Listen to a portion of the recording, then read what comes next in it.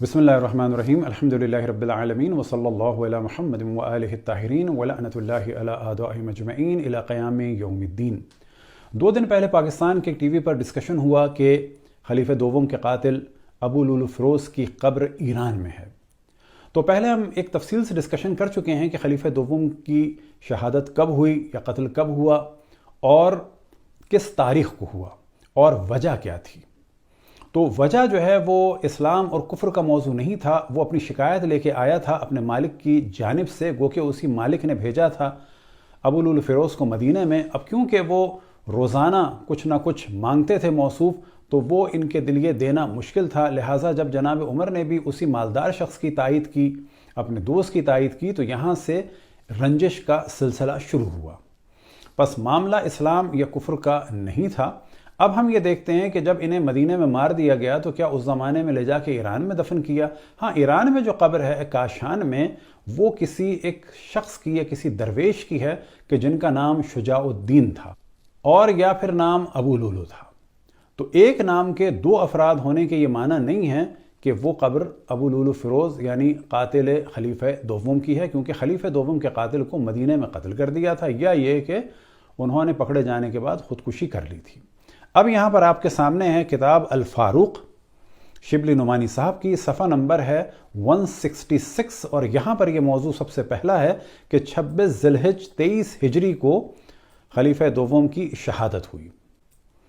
और अगर शिकायत और उसके बाद रोज़ाना 2 दिरहम, ये ग्रीन से हमने खुसूसन हाईलाइट कर दिए हैं कि यहाँ पर मौजू डिस्कस किया है कि वो शिकायत लेके आया और कहा कि मुग़ीरा बिन शुअबा जो है मुझसे 2 दिरहम डेली लेता है और ये मेरे लिए मुश्किल है। और जनाब उमर ने कहा कि तुम क्या काम करते हो? तो उसने कहा मैं नक्काश हूँ, यानी रंग का काम करता हूँ दीवारों वगैरह पर, और इसी तरह से बढ़ई हूँ और लोहार हूँ। तो उन्होंने कहा कि ये तो कोई भी बात ऐसी नहीं है, तुम ये दे सकते हो। बाज़ जगह बयान हुआ कि डेली 4 दिरहम लिए जाते थे और बाज़ जगह बयान हुआ कि 100 दिरहम लिए जाते थे। लेकिन नीरे से हमने हाईलाइट कर दिया है कि जब उसने हमला किया खलीफे दोवम पर तो लोगों ने पकड़ा, और जब लोगों ने पकड़ा तो उसी दौरान इसने खुदकुशी कर ली। अब आपके सामने है तारीख़ुल खुलफ़ा।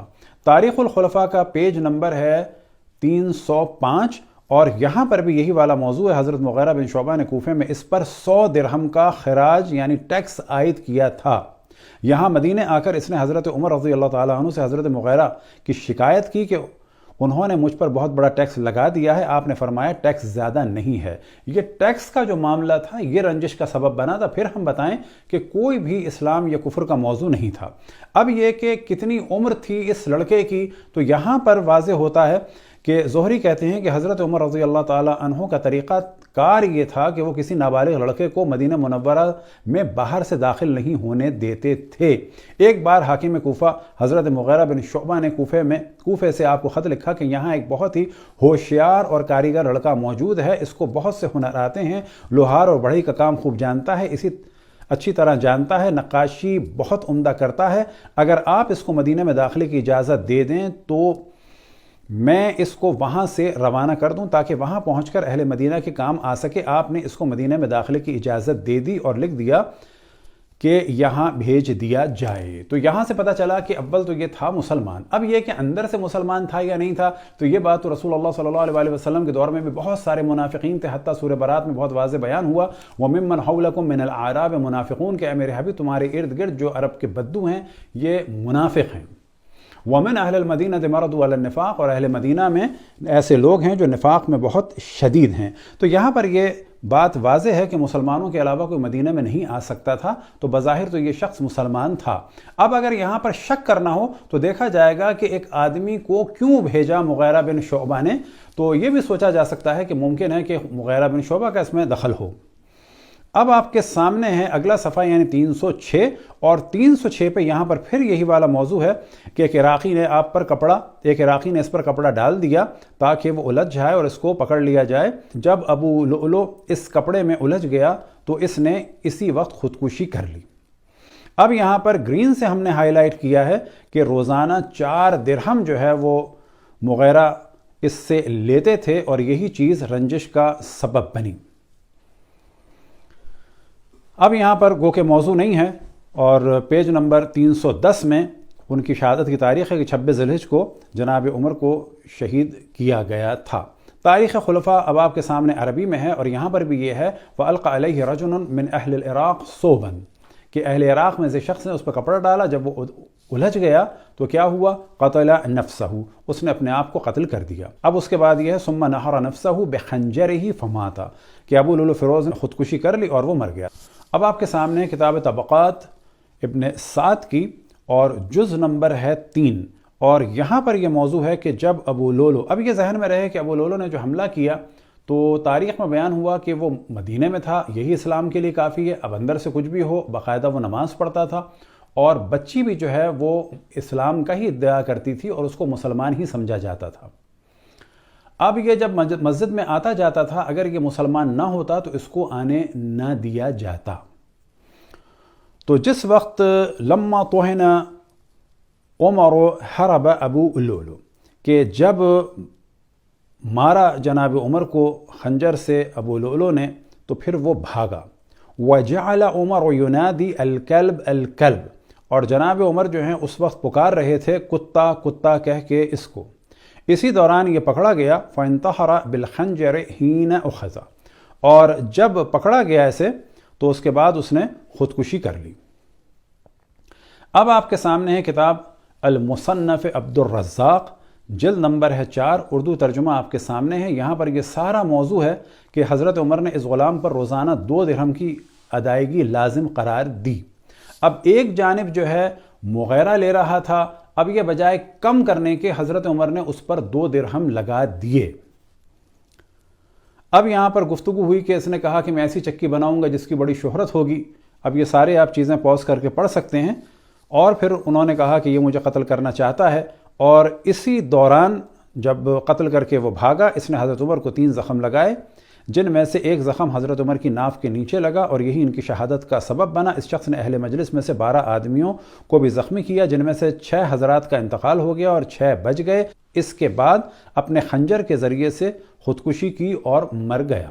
اور پھر اس کے بعد صفحہ نمبر 92 میں دوبارہ یہ چیز بیان ہوئی کہ معمر بیان کرتے ہیں کہ میں نے زہری کے علاوہ لوگوں کو یہ بات کرتے ہوئے سنا ہے کہ اہل عراق سے تعلق رکھنے والے ایک شخص نے اس پر کمبل ڈال دیا، جب وہ اس میں اندر چھپ گیا تو اس نے خودکشی کر لی۔ اب یہاں پر دوبارہ یہ بات واضح کرتے ہیں کہ یہ مغیرہ بن شعبہ کا غلام تھا، اور انہوں نے ہی اس کو یہاں پر بھیجا تھا۔ اور پھر اس میں کافی موضوعات ہیں کہ جو پوز کر کے دیکھے جا سکتے ہیں۔ اب یہاں پر ایک اصل موضوع آتا ہے کہ جناب عمر کے ایک فرزند تھے جس کا نام تھا عبید اللہ ابن عمر۔ عبید اللہ ابن عمر کا واقعہ یہ ہے کہ یہ قتل کرتا ہے کس کو؟ ایک جانب تو 2 اور ایرانیوں کو، اور ساتھ میں شک کرتے ہیں موصوف یہ بعض مہاجرین پر۔ تو یہاں پر یہ واقعہ تفصیل سے ہے، اور ان کو اکسانے والوں میں 2 کا نام آتا ہے، عبد الرحمن ابن ابو بکر کا، اور ساتھ میں جناب حفصہ کا، کہ انہوں نے اکسایا اور کہا کہ جا کے ان کے ساتھیوں کو بھی مار دو۔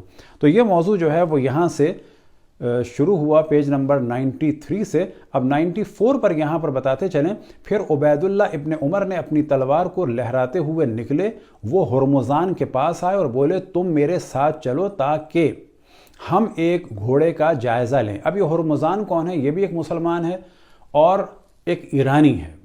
اب اس زمانے میں عجب اور ایران کا ایک بڑا تعصب چلتا تھا، لہٰذا ان لوگوں کے ساتھ عام طور پر جو ہے ایک سخت برخورد کی جاتی تھی۔ اب یہ گھوڑوں کا ماہر تھا، اس کو یہ لے کے چلے۔ ہرمزان گھوڑے کے معاملے میں بڑی مہارت رکھتا تھا، وہ ان کے آگے چلتے ہوئے گئے، پھر عبید اللہ نے اس پر تلوار سے وار کیا۔ جب اسے تلوار کی آہٹ محسوس ہوئی تو اس نے لا الہ الا اللہ پڑھ لیا، لیکن اس کے باوجود عبید اللہ ابن عمر نے اسے قتل کر دیا۔ پھر وہ جفینہ کے پاس آئے، وہ ایک عیسائی شخص تھے، انہوں نے اسے پکارا۔ جب وہ ان کے سامنے آیا تو انہوں نے اس پر تلوار کا وار کیا اور انہوں نے دونوں آنکھوں کے درمیان حملہ کیا۔ پھر وہ ابو لؤلؤ کی بیٹی کے پاس آئے جو ایک کم سن لڑکی تھی اور خود کو مسلمان ظاہر کرتی تھی، انہوں نے اسے بھی قتل کر ڈالا۔ تو 2 الگ مسلمانوں کو قتل کیا، جن میں سے ایک پہلے عیسائی تھا اور مدینے میں بالآخر مسلمانوں کی طرح سے رہ رہا تھا، ایک مجوسی تھا یعنی جفینہ، اور وہ مسلمان تھا اور جب وار ہوا اس نے لا الہ الا اللہ کہا، لیکن جو سب سے برا کام ہوا وہ یہ کہ ابو لؤلؤ کی جو بیٹی تھی جن کا نام تھا لؤلؤ، اور وہ تقریباً 7-8 سال کی بچی تھی، اور بعض جگہ بیان ہوا، یہ تفصیل سے بیان ہوا کہ وہ مسلمان تھی، اور بعض جگہ بیان ہوا وہ نماز پڑھتی تھی، قرآن پڑھتی تھی، لیکن اسے بھی قتل کیا۔ اور کیونکہ یہ لوگ مسلمان تھے تو جناب عثمان نے خلیفہ بننے کے بعد ان کی دیت بھی دی۔ اب یہاں پر کیا معاملہ ہے؟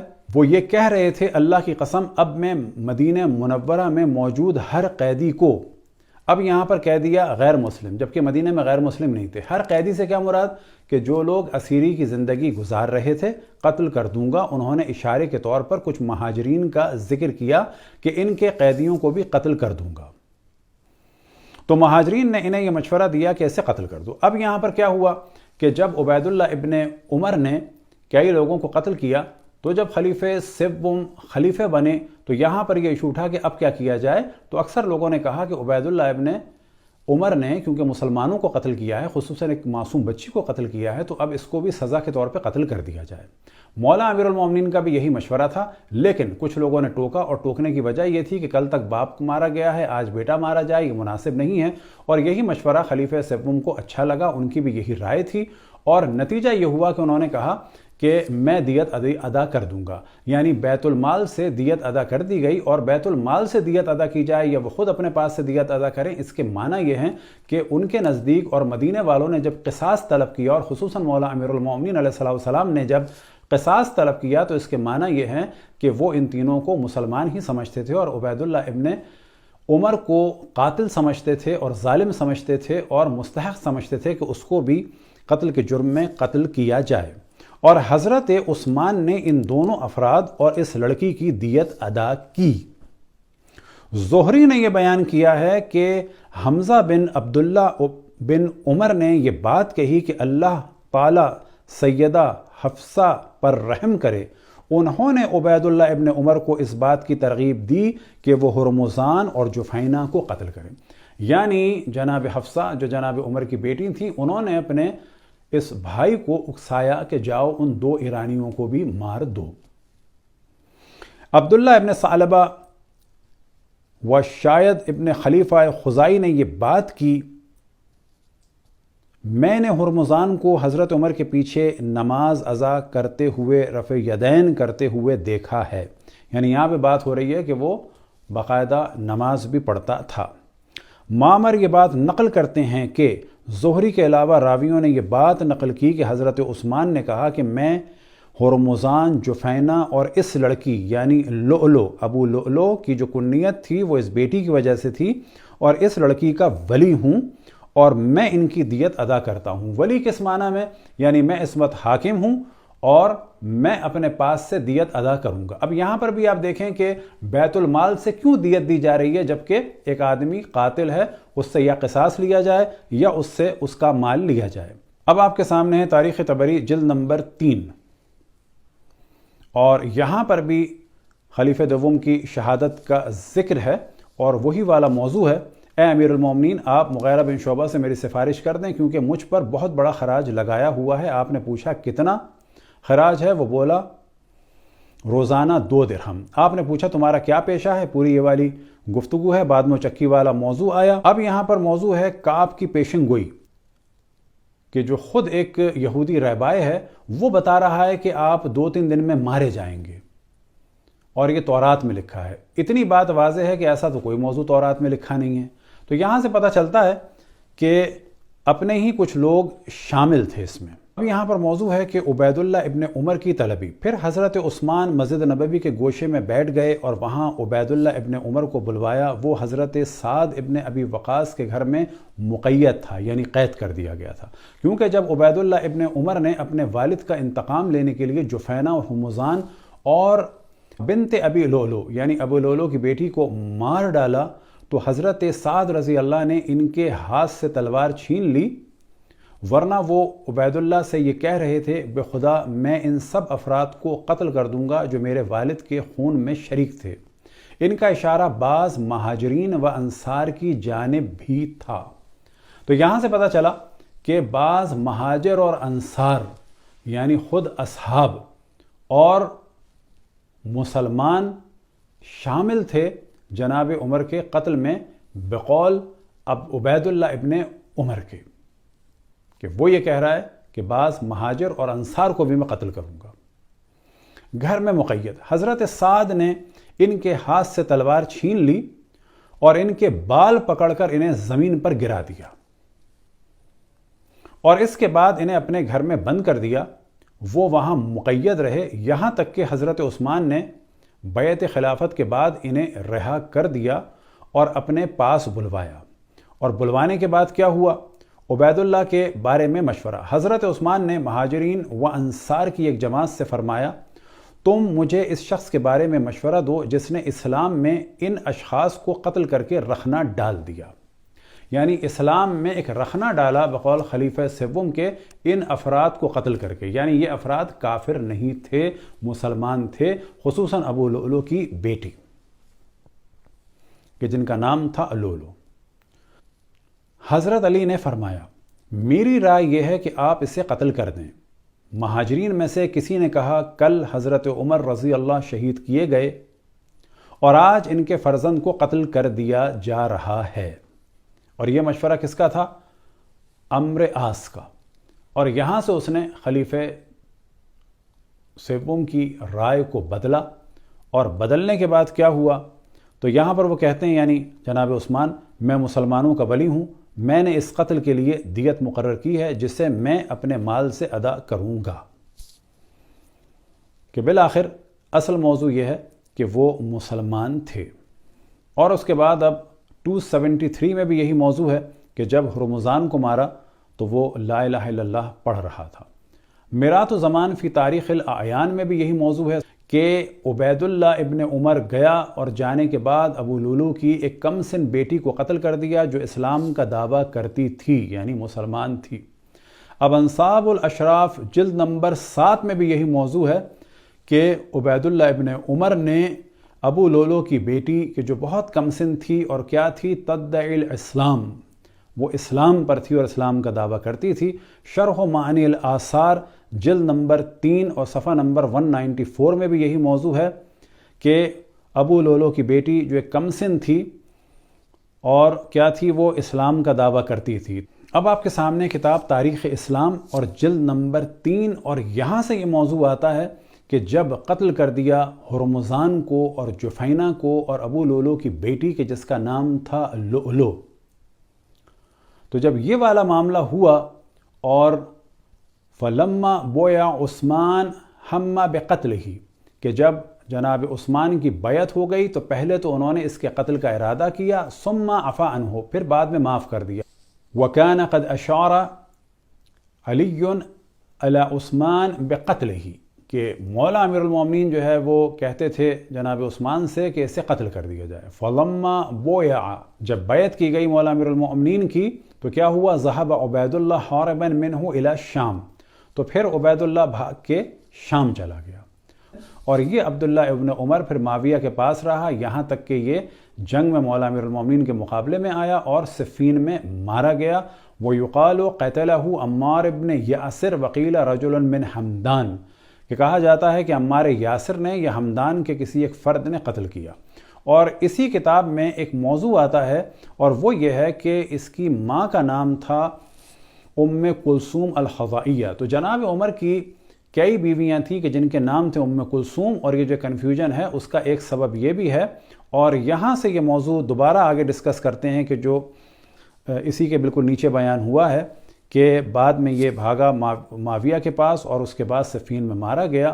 تحفۃ اللطیفیہ فی تاریخ مدینۃ الشریفہ جلد نمبر 2 میں یہی والا موضوع ہے کہ اس کی ماں کا نام ام کلثوم تھا، اور جو بیٹی تھی حارثہ بنت وہب الخزاعی کی، کہ اس نے قتل کیا لؤلؤ کو اور بعد میں یہ بھاگ کے معاویہ کے پاس چلا گیا۔ اب آپ کے سامنے کتاب ہے الخلفاء الراشدون من تاریخ الاسلام، حافظ المؤرخ محمد بن احمد بن عثمان الذہبی کی، اور یہاں پر بھی یہی موضوع ہے کہ ابو لؤلؤ کی بیٹی کو عبید اللہ ابن عمر نے قتل کیا اور بعد میں معاویہ کے پاس یہ شام بھاگ گیا اور اس کے بعد مولا امیر المومنین کے مقابلے میں آیا اور صفین میں مارا گیا۔